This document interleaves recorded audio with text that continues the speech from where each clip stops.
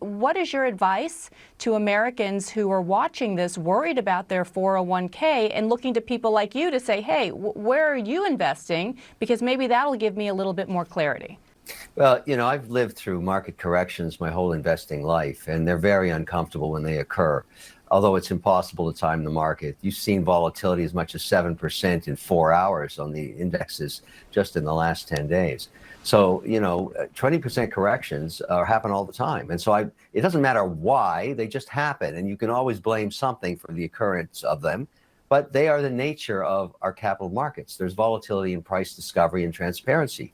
When this issue gets resolved, markets will align back into their normal advance as they have for almost 200 years, generally providing 8 to 10, 12% returns on average.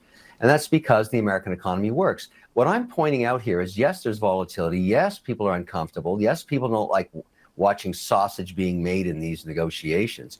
But if we don't fix this problem now, while we have the leverage, we're going to be in a lot more trouble down the road. And I think that message is coming out of the administration.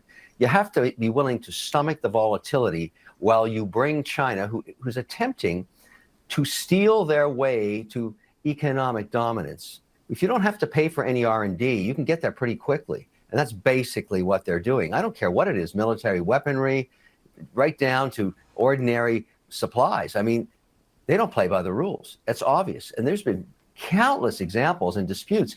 And I'm just wondering why no administration wants to deal with this, including the Europeans.